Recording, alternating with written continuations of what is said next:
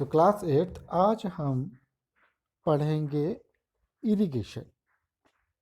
So all living beings needs water to live, and water is important for proper growth and development.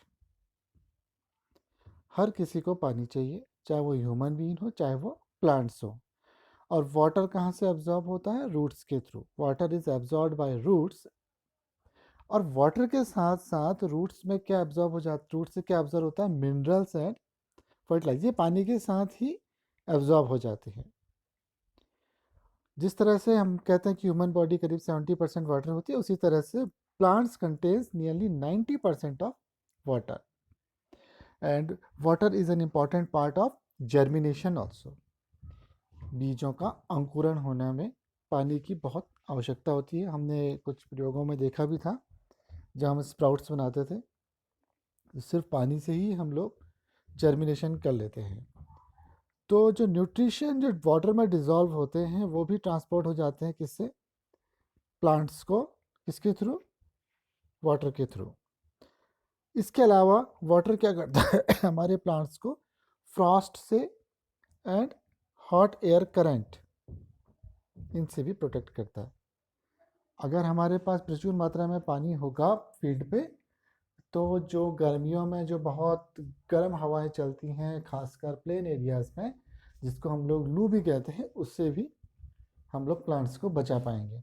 तो उसके लिए क्या करना पड़ेगा हमको? Regular supply of water to crops in regular intervals. So regular supply in regular interval, this is called irrigation. The supply of water to crops at regular intervals is called irrigation. Now, how regular? It depends upon few things such as crop to crop, soil to soil and season to season. 3 factors. Crop to crop means कुछ crops ऐसे होते हैं जिनको ज़्यादा पानी की आवश्यकता होती है, जैसे वीट हो गया. शुरू में उसको तो आपने देखा होगा पैडी फील्ड्स पे पानी भर के, पूरा पानी ही भरा होता है उसमें उसको उगाया जाता है. कुछ क्रॉप्स को कम पानी की ज़रूरत पड़ती है जो कम पानी में भी हो जाते हैं. और कुछ क्रॉप्स ऐसे होते हैं जो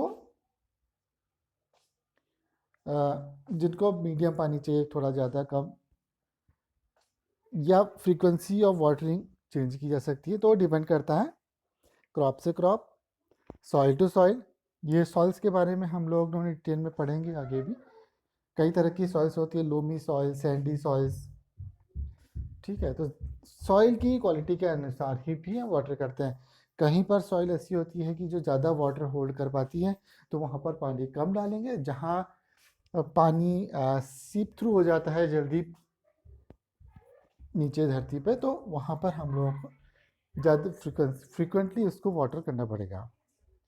ठीक है, खासकर जहाँ पर तुम बजरी वाली मिट्टी होती है, सैंडी सॉइल, तो वहाँ क्या होगा? वहाँ पानी को होल्ड करने की कैपेसिटी होती है कम. तो वहाँ पर इरिगेशन की फ्रिक्वेंसी क्या होगी? बढ़ानी पड़ेगी. इसके अलावा सीज़न टू सीज़न, गर्मियों में ज़्यादा पानी चाहिए और बरसातों में कम चाहिए, जाड़ों में थोड़ा मीडियम पानी, थोड़ा कम थोड़ा ज़्यादा, ये डिपेंड करेगा. अब सोर्स ऑफ इरिगेशन, इरिगेशन के सोर्स क्या हैं? हम लोग किसकी बात कर रहे हैं? क्रॉप प्रोडक्शन की बात कर रहे हैं. क्रॉप प्रोडक्शन का मतलब हो गया कि हम बड़े लार्ज स्केल में प्रोडक्शन कर रहे हैं और बड़े फील्ड में प्रोडक्शन कर रहे हैं. तो बड़े फील्ड में इरिगेशन के तरीके हमारे नॉर्मल घर वाले नहीं हो सकते हैं कि बाल्टी में ले गए, छोटा सा पाइप लगाया और इरिगेशन कर दिया.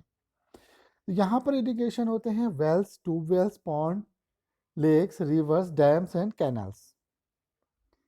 अब कुछ मेथड्स यहाँ पर पिक्चर द्वारा दिखाई गई है. सबसे पहले आता है मोट.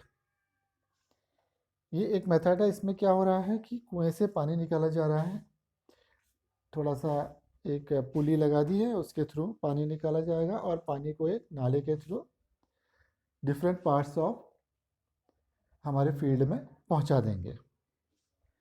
इसके अलावा दूसरा है चेन सिस्टम.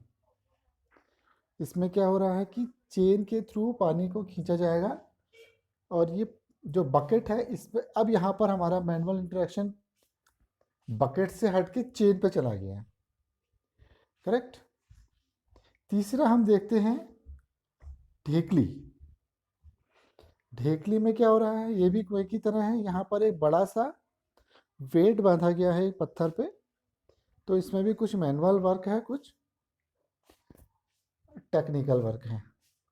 इसके बाद हम एक और देखते हैं, राहत कहते हैं। इसमें क्या हो रहा है कि जैसे कोल्हू का बैल होता है ना, घूमता रहता है, तो एक चरखी घूमती रहती है और गन्ने का जूस निकलता है, और उसी तरह से ये जैसे जैसे घूमता है, ये पानी को, ये जो बाल्टियां दिख रही हैं हमको, ये जो बाल्टियां हमको दिख रही हैं, ये पानी को भर के लाती हैं और आगे कैनाल पे डाल देती हैं, जो नालियाँ जो हमारे खेत के डिफरेंट पार्ट्स में पहुंच रही हैं, और वहाँ से जो हमने इरिगेशन सिस्टम को बनाया हुआ है इसके अनुसार।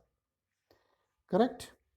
इसके अलावा अब आजकल टेक्नोलॉजी काफ़ी अच्छी हो गई है, तो अब हम लोग क्या करते हैं, पंप के थ्रू, जो कि इलेक्ट्रिसिटी से कंप्लीट कनेक्टेड होते हैं। इलेक्ट्रिसिटी भी क्या होता है, जनरेटर्स यूज़ कर लेते हैं। जनरेटर हमारे चलते हैं डीजल या पेट्रोल या बायोगैस से चलाते हैं, या इलेक्ट्रिसिटी से चलाते हैं। सोलर सिस्टम से भी यूज़ कर लेते हैं आजकल। तो उनके थ्रू जो इरिगेशन होता है, उसमें क्या होता है कि जो मैनुअल जो हम लोग कर रहे हैं, वो पंप का जो काम है, वो पानी खींचने का काम पंप के थ्रू होगा, और वो हमारे कैनाल्स के, छोटे छोटे कैनाल्स के थ्रू खेत के अंदर डिफरेंट डिफरेंट जगहों पर चले जाएगा, फिर वहाँ से इरिगेशन सिस्टम अलग हो जाएगा। ये तो है हमारे कन्वेंशनल मेथड्स। आजकल हम देख रहे हैं कि पानी की धीरे धीरे कमी हो रही है। ठीक। तो जो पानी की कमी हो रही है, या पानी को इकोनॉमिकली यूज़ करना है हमको, तो इकोनॉमिकली यूज़ करने के लिए ये कुछ मेथड्स हमारी हैं, जो modern modern methods of irrigation आती है। अब इकोनॉमिकली यूज़ करने की ज़रूरत कहाँ पे होती है ज़्यादा, जहाँ पानी की ज़्यादा कमी होती है, जहाँ पानी इजीली अवेलेबल नहीं होता है।